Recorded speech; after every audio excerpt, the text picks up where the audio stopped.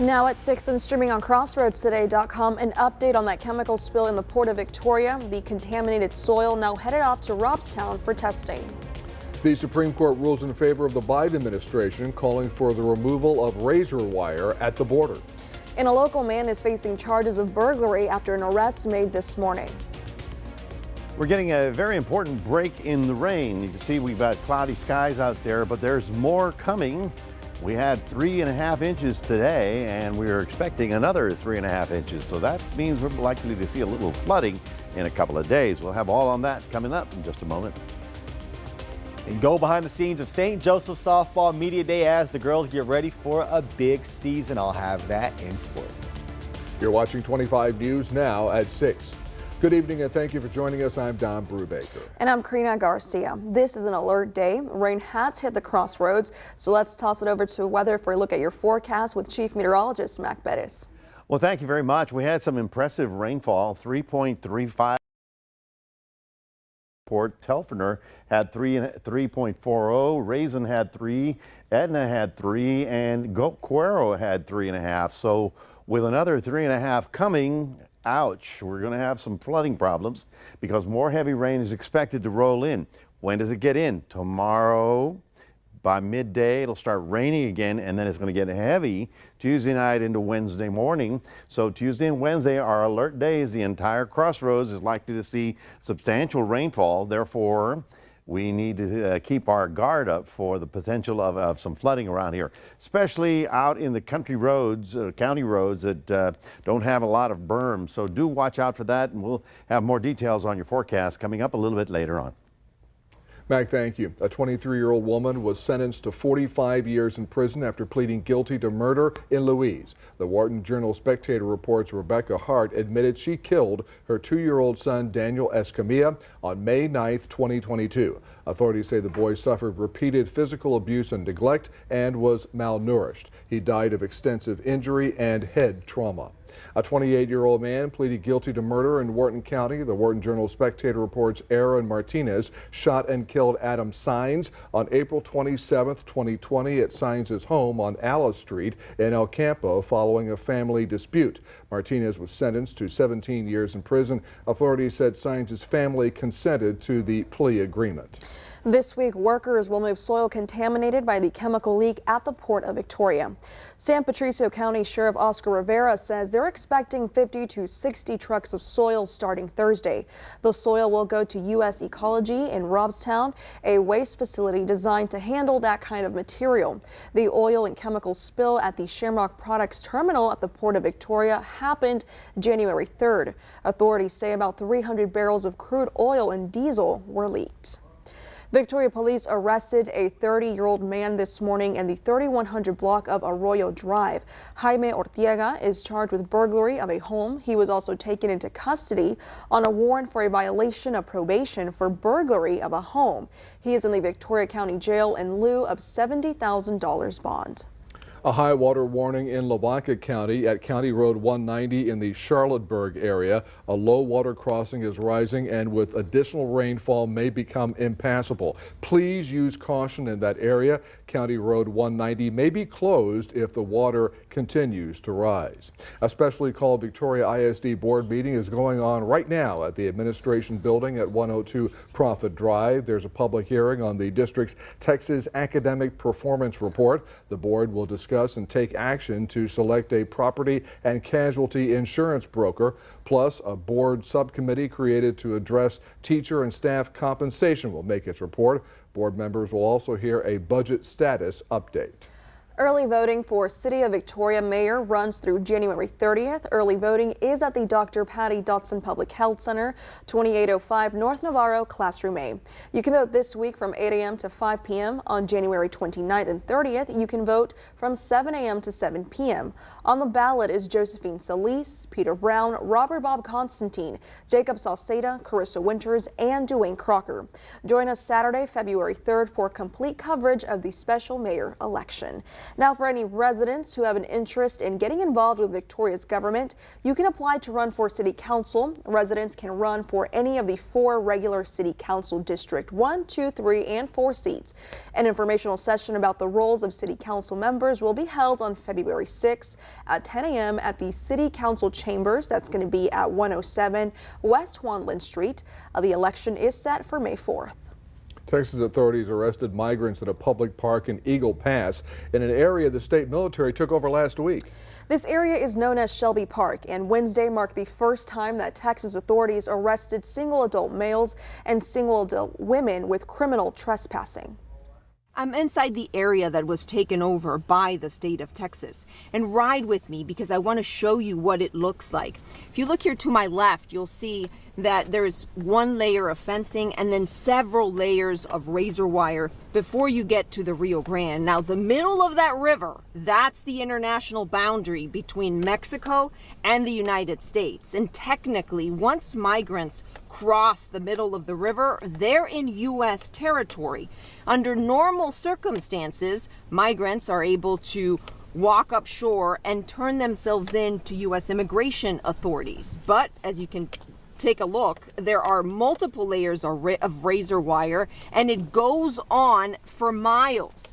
Now, I talked to a group of migrants who wanted to turn themselves in, and Texas authorities asked them to keep on walking all the way to Shelby Park. Once they arrive at Shelby Park, that's where Texas authorities say that they are arresting migrants. They are arresting single men and single women and charging them with criminal trespassing. Any migrant families or unaccompanied children that turn themselves in to authorities are handed over to Border Patrol. That's according to Texas authorities. And that just shows you the relationship between the Biden administration and the state of Texas, because normally it would be federal law that would be enforced in this area, but right now it's state law. Now, as for the state of Texas, the Texas Attorney General Ken Paxton has said that he does not plan to surrender to the Biden administration. Rosa Flores, CNN, Eagle Pass, Texas. And just 3 hours ago, the U.S. Supreme Court is now allowing Border Patrol to remove razor wire along a portion of the U.S. southern border with Mexico. In a 5-4 vote, the High Court handed the Biden administration a victory in its ongoing legal fight with Texas Governor Greg Abbott. The ruling applies to a section of the Rio Grande where state officials had blocked access to border agents. 3 migrants recently drowned in that area, which prompted the White House to press the Supreme Court to intervene. In addition to the razor wire, Texas has also placed buoys in the river near Eagle Pass in an effort to stop migrants from crossing. That floating barrier is also the subject of a legal battle between the state of Texas and the Biden administration. At least 3 people are dead and 2 others recovering in the hospital following a shooting at a short-term rental property in the Katy area just outside Houston. Officials believe there were more than a dozen people inside the home early Sunday morning when someone opened fire. Authorities say it's not clear if the shooter or shooters crashed the gathering or if they were invited. It appears there were a number of people inside the residence, possibly, just guessing, between 10 to 20 people. We're told it was some type of short-term rental, possibly Airbnb. Outside of the house along the street, we also have some firearms evidence there, so there's evidence that other people were shooting outside of the residence. The shooting is still under investigation. Another winter storm is set to hit parts of the plains and south today, while warmer air moves into the eastern half of the U.S. this week. This month, back-to-back winter storms have killed more than 18 people across 13 states. Now, nearly 70 million people from northern Texas to the Great Lakes are under winter weather alerts. Along the Gulf Coast and portions of the southeast, approximately 37 million people are under threat of flash flooding and excessive rainfall this week. Leading us to your Vera poll this evening, you can scan that QR code on your screen to vote now. The question is, are you seeing flooding issues in your neighborhood? Yes or no? According to our results, it looks like the majority stand at 89% 48% saying no, and the rest are saying yes. We want to hear from you. Come to crossroadstoday.com/vote to take part, and we're going to have an update on 25 News Now at 10. Remember to subscribe to our YouTube channel, Crossroads Today. Hit the like button and click the notification bell. That way they can see Crossroads Today on YouTube. There you go. And stay with us. President Biden delivers a speech on reproductive rights. Coming up on 25 News Now at 6, how the 51st anniversary of Roe v. Wade played out in Washington. Also ahead in Israel, families stormed parliament demanding they do more to free hostages from Hamas.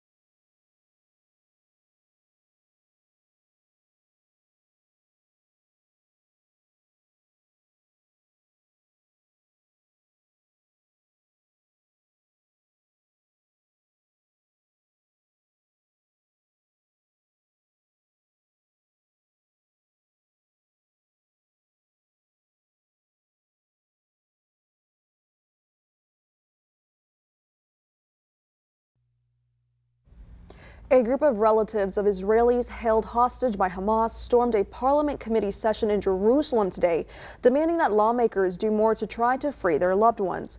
One woman held up pictures of 3 family members who were among the 253 people seized in the cross-border Hamas rampage of October 7th that triggered the worst fighting in the region in decades. Some 130 hostages remain held in Gaza after others were brought home in a November truce. On the 51st anniversary of Roe v. Wade, President Biden met with his Reproductive Health Care Access Task Force. He said the health and lives of women are at risk since the Supreme Court overturned Roe v. Wade in 2022. He blamed Republicans for going further by threatening women's lives, including attempting to establish national bans to criminalize reproductive health care, a 0-week ban with no exceptions, a 6-week ban with jail penalties, and another ban risking a 5-year prison sentence for abortions. Biden said those who need to travel out of state to get emergency medical care is, quote, what it looks like when the right to privacy is under attack, unquote. These extreme laws have no place in the United States of America. You know, the American people know these laws are wrong. The vast majority of Americans believe the right to choose is fundamental. Since the court overturned Roe v. Wade, every single time abortion has been on the ballot, every single time that decision was put before the people of the state on the ballot in Ohio, Kansas, Michigan, Kentucky, voters have voted to protect reproductive rights. The White House is calling to codify Roe v. Wade to restore reproductive protections in every state. Biden said that he'd sign that law immediately. A man traveling into the United States arrested John F. Kennedy International Airport on Friday in New York City for reportedly smuggling cocaine inside bags full of jumbo shrimp. Officials said Zachary Scott had his suitcases pulled for a secondary check, only to find what they called loose clothing and multiple packages of frozen jumbo shrimp wrapped in sealed plastic. Scott, a U.S. citizen who lives in Guyana, says he agreed to smuggle the drugs into the country for $5,000 to $6,000. Scott is being held until a bail hearing on Tuesday. Across the country, various weather patterns will impact millions of Americans differently. Another winter storm is set to hit parts of the plains in South Monday, while warmer air moves into the eastern half of the U.S. this week.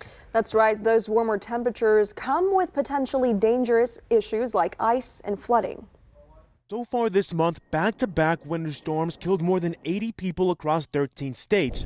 Severe conditions leaving people crushed under fallen trees, trapped in tornadoes, or involved in snowy car accidents. For Andre Murray, a volunteer at a homeless shelter in Kansas City, Missouri, it meant losing a friend. We all family, we love each other, and we look out for each other, we pray for each other, but it's sad. Now, nearly 70 million people from northern Texas to the Great Lakes are under winter weather alerts Monday. Weather officials and several local transportation departments urging people to use caution when driving or to just stay home. Can I say crazy, but with the capitals? In Michigan City, Indiana, Dave Westfall says he's been working nonstop for the last 3 days, plowing snow for residents and businesses. I'm at people's beck and call because, number one, they have to get out. You know, I cater to the elderly. You know, thank God I got all new equipment. Along the Gulf Coast and portions of the Southeast, approximately 37 million people are under threat of flash flooding and excessive rainfall this week. Rainfall totals over the next 5 days may reach 5 to 6 inches, with localized areas getting higher amounts. I'm Ivan Rodriguez reporting. Well, we have significant weather across the country, coast to coast. Today is no exception. Today, our rainfall was a record rainfall. We got 3.5 inches of rain. Right now, we're at 63. What happened? It's also balmy out there.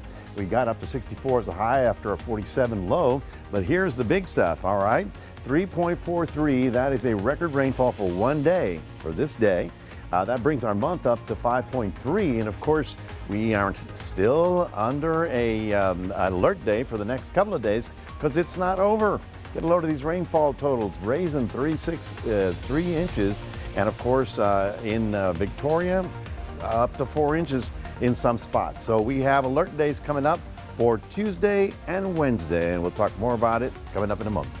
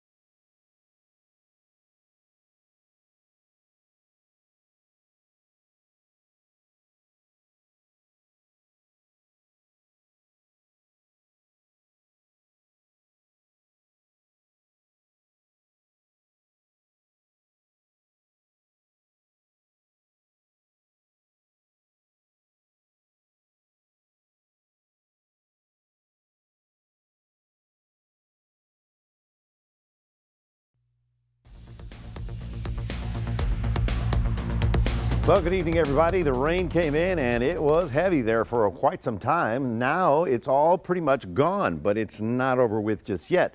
We're getting a very important little break in the rain right there, but it's not that far away. As a matter of fact, we widen up, you can see how the cloud deck is basically coming down over northern Mexico and then coming up. Now that pull where it goes almost north brings tropical moisture up into our area. Of course, it gets pulled up in the atmosphere and we get these very heavy rainfalls. But out over here is our next low that's actually going to enhance our rain chance tomorrow.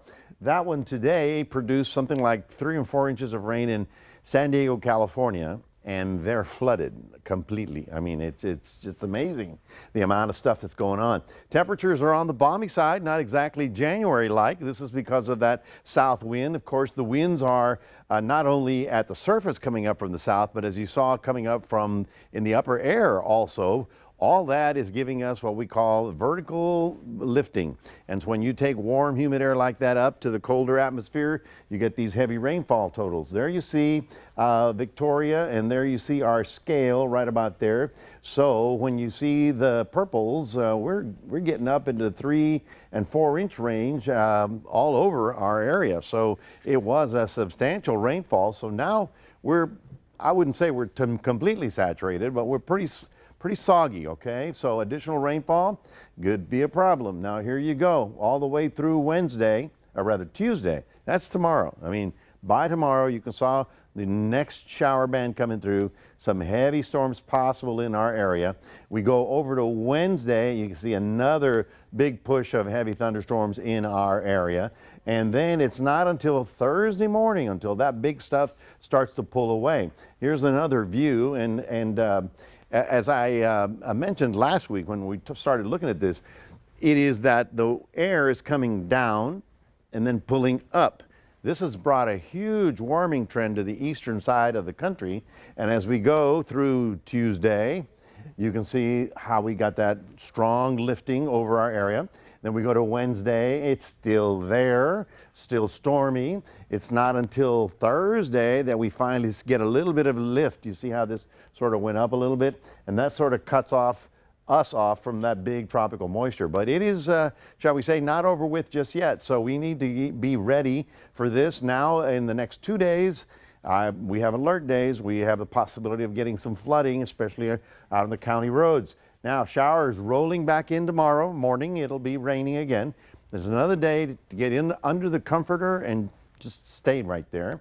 The temperatures are not at all cold, 68 to 71. In Cuero, we are expecting the thunder showers again, 65 to 70. So it's not at all cold, but here's where it gets very interesting.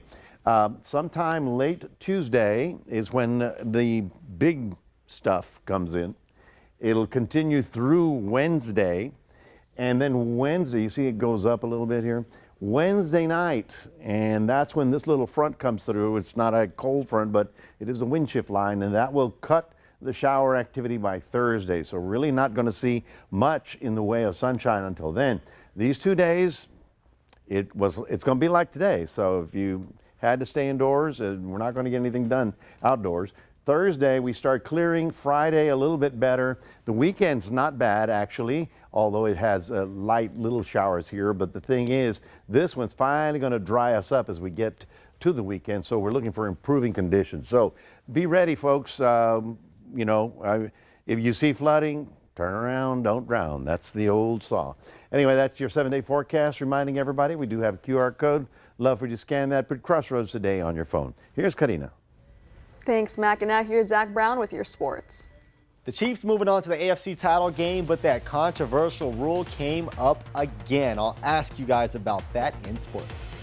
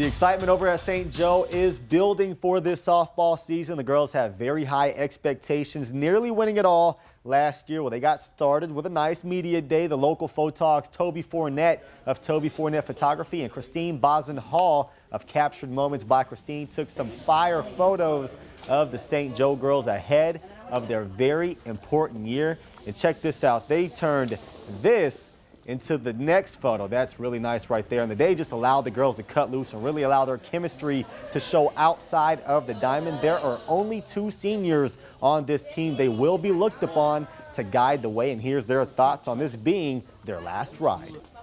I'm excited. I'm excited to be back on the field.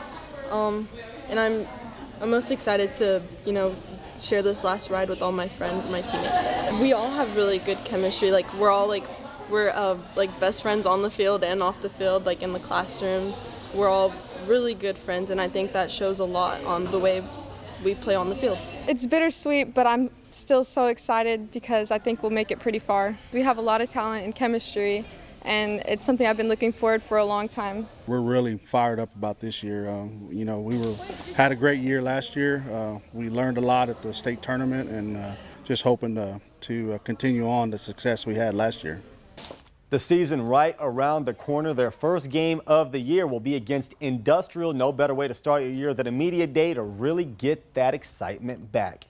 Another day, another Crossroads athlete committing to the University of Texas, Rio Grande Valley. This one, Ladarian Lewis, multi-sport star out of El Campo. In a heartfelt message on Twitter, he thanked his father, who he called the GOAT, and his savior. Also gave thanks to everyone, whoever gave him a chance. And with that being said, he ends it by telling everyone he's committed with a nice Rally the Valley message. Congrats to Ladarian on that accomplishment. He is a defensive back, and if you couldn't tell from that video, he hits very hard.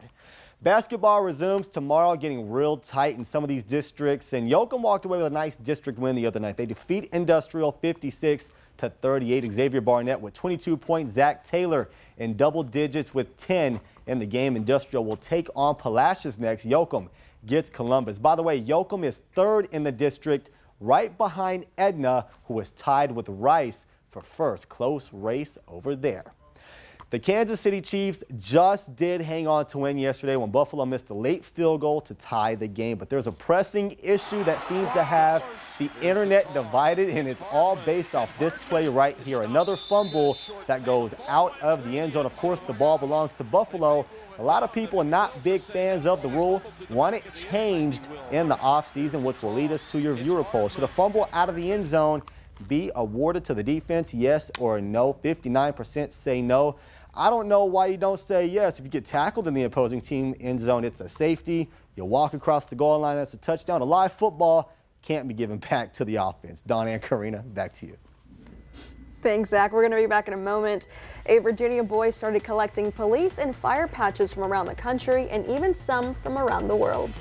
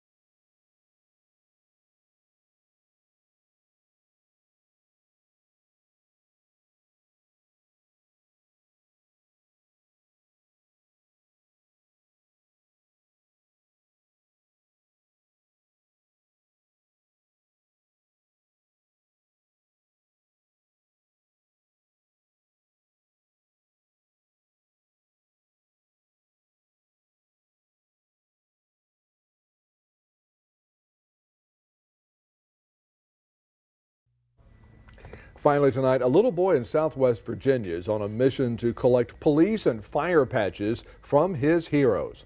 At his birthday party recently, 6-year-old Jace Grosclose got a surprise visit from a Virginia sheriff who gave to Jace a patch from the office. That one patch has since turned into around 50 from local agencies and those around the United States and the world.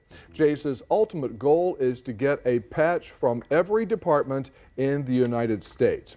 And Jace said when he grows up, he would like to be a fireman or a policeman and a Texas Ranger, even though he is in Virginia. Wow, he knows about him. Wow. Oh, absolutely. Yeah, the Texas Ranger They win the World Series, tradition. all of a sudden he wants to play for them. I think it's the other one. Yeah. It's the other Ranger.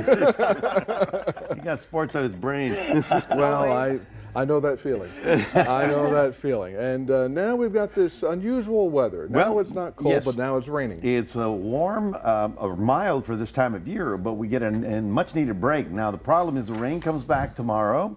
Tomorrow night at this time should be very soggy, and so we're looking for another 2 to 3, maybe even 4 inches of rainfall. So at this point in time, for those of you especially out in the counties, just to be cautious with anything that looks like water flowing over the road.